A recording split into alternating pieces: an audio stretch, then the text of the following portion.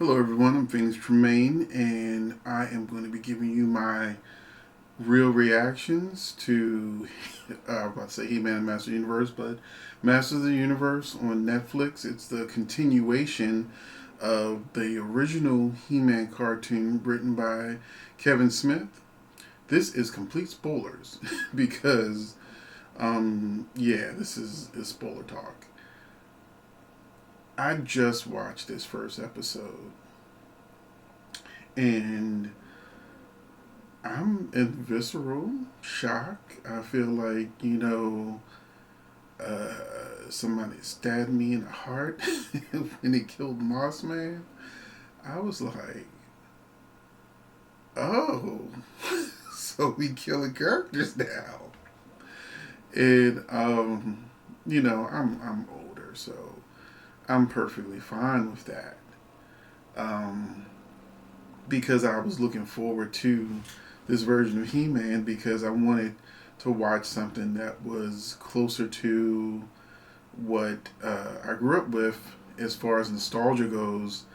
You can't really talk about the He Man or Masters of the Universe Netflix series without a little reflection on the She-Ra update. It wasn't for me. Uh, I'm all for diversity and things like that. A lot of the show I thought was good, but my biggest problem with the She-Ra show wasn't that she was a lesbian or the characters that were now um, you know uh, whatever his name, Bo having two dads and all this kind of stuff. I thought it was a reflection of real world type situations of being inclusive um, with including inclusivity and including lots of different people. My problem with She-Ra wasn't any of that stuff that a lot of people had issues with because they wanted the original She-Ra. Like, I'm still a fan of the original cartoon. I have the full set or whatever. But my problem was it wasn't She-Ra. It was Glimmer. It was the Glimmer show. I was like, a lot of the storyline, it was like She-Ra was an afterthought. The main character of the She-Ra series is Glimmer. Period. And even the cliffhangers, it was all about Glimmer. And even the She-Ra Catra relationship wasn't really. It was there. It was growing. It was like that. I felt like they held back on it because they wanted the big reveal. Um, but if it was really about She-Ra, then I would have been a lot happier if the focus was on She-Ra. I know it was She-Ra and the Princess of Power. I didn't know it was Glimmer, the Princess of Powers, and she was here too. So let me get that out the way. My problem with She-Ra was just that it really didn't have a lot to do with her. It was more about Glimmer. And if you had given me a Glimmer cartoon and said, "Hey, this is gonna be about Glimmer," I'd been perfectly fine. But you didn't market me Glimmer. You marketed me She-Ra, and I didn't get She-Ra.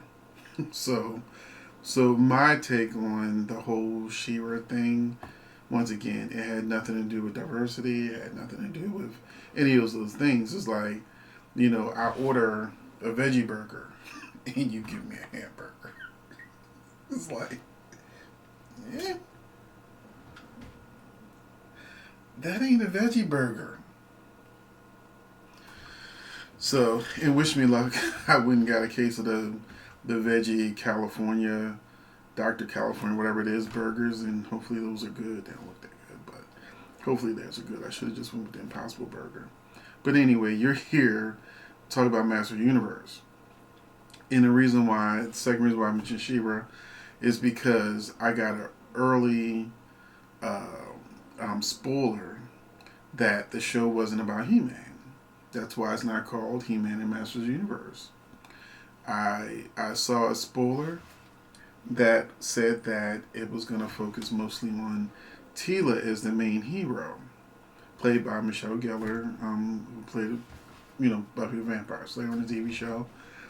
And so that was not a shock to me. It still hurt. It hurt when Mossman died. I had the toy. But it really, caught me off guard when He-Man and Skeletor died. I was like, what? Um, Based on the spoilers that I got like a month or two ago, I read, I knew that He-Man was going to be put to the side. I didn't know he was going to die. I just thought that I had read that the Sword of Power would be split in two, and it would end the power of He-Man.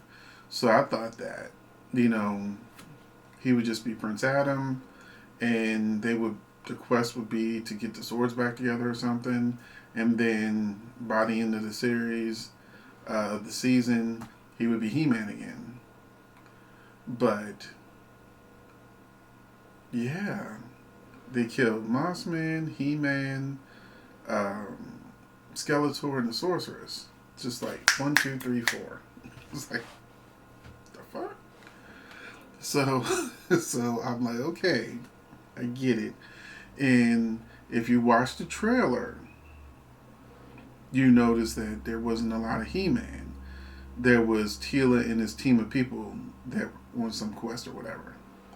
So this is the difference between She-Ra and uh, with Glimmer being the star, not She-Ra, and then Teela being the star, not He-Man.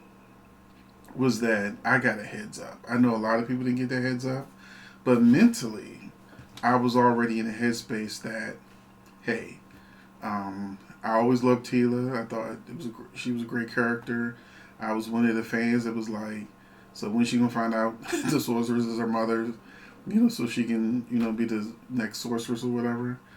Um, I also thought that, she became the new Man of Arms. I'm like, wouldn't it be Woman at Arms? You know what I mean? So, I was happy to see. I know, I guess that's the title of the job, but I'm a retired fireman, and just firemen and firewomen. It's just little things. But but I'm shocked because I did want some Prince Adam in there or some He-Man in there. I would have loved for them to have been working together as a team. And if Adam wasn't He-Man, didn't have any powers, then maybe he'd have to lean on Teela more as a hero, or even Adam developing in his own right as Prince Adam as a warrior. I thought that might have been cool too. So before I move on to the next episode, I'm gonna close up some final thoughts on this one. I like Kevin Smith. I think he's a great writer. I have full, faith that things are going to turn around. I do not believe He-Man and Skeletor are dead. I don't even think Mossman will probably stay dead because you're dealing with issues of time. The sorceress, when exploded, had some sort of time spell that when she was trying to freeze time, that could have affected the energy. Um, Also, Mark Hamill is amazing. His voice acting is amazing. I wish he did something a little different with Skeletor because he just sounds like the Joker. I know Mark Hamill voice is the best voice actor for the Joker, but I really did feel like I was the Joker's voice was coming out of Skeletor's mouth. And I have full faith that, I mean, it's a cartoon. They'll probably go back in time before he busts the Grayskull knowledge or whatever, and He-Man will be back. Teela will probably be Queen Teela or something, and all will be right with the world. So I don't know if we'll get it by the end of this first the first season, first half of the season. But I feel like by the end of the second half, we'll probably have He-Man back, and for the final battle, whatever. And that's it. So those are my random thoughts. I didn't write anything down. I didn't put anything in order. I wanted to give you uh, everything that I was thinking about uh, this coming at me uh, emotionally. And I just wanted to take these emotions and memorialize it with this video that I've waited a long time for this Masters of the Universe. And that was the other thing. The other show was She-Ra and the Princess of Power. This show is just Masters of the Universe. So it wasn't He-Man in the Masters of the Universe, uh, 2021. That also helps mentally that I'm watching a show about the world of He-Man, original show, but it's not necessarily going to focus on He-Man himself because he's not even in the title. So for people who were very upset that there was a second cartoon that didn't look like She-Ra's cartoon and all that kind of stuff, you had your version. You'll probably get another season of that version eventually, or a movie. I heard rumors of a movie continuing that world, but don't get mad that there's a different style of show, a different look of show, or anything like that. I feel though that early predictions is when it comes to being woke, I feel like this show's gonna be just as woke as that one, but it won't beat you over the head with it. There's a way to write diversity and characters naturally without, you know, um, hitting you over the head with a hammer gun. Hey, look, diversity. Look, right here, diversity. Just show it. Keep the characters natural. Make sure it just flows in the storyline.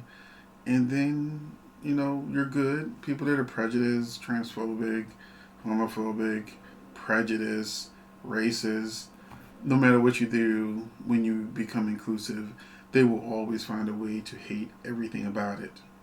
I do not hate She-Ra and the Princess of Power.